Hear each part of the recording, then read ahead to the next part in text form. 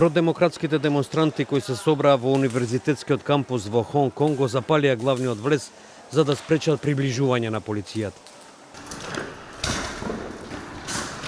Полицајците претходно предупредија дека може да користат и боева муниција доколку најдат на оружје кај демонстрантите.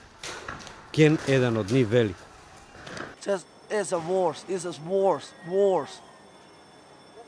They use real guns to shoot our people.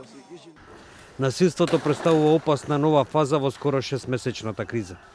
Во Хонг Конг деновиве кинески војници за кратко време ги напуштија касарните за да ги ичистат улиците.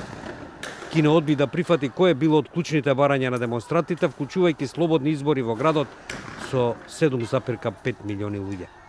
Наместо тоа, Кина постојано предупредува дека нема да толерира какви било несогласување, а загриженоста расте дека може да интервенира директно за да ги задуши немирите.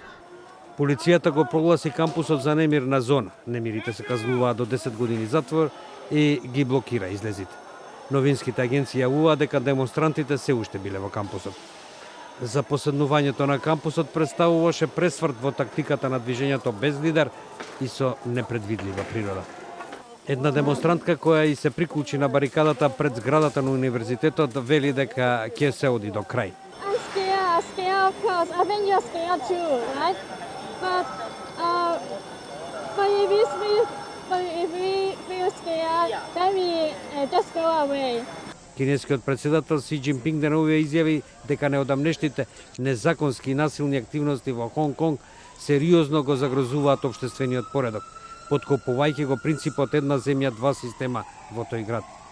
Протестите почнаа во јуни поради веќе суспендираниот предлог закон за екстрадиција кој предвидува израчување осомничени на Пекинг. Демонстрантите освен избори сега бараат и оставка на шефицата на владата на Хонг Конг, Кери Лам, затоа што дозволила прекумерна употреба на сила.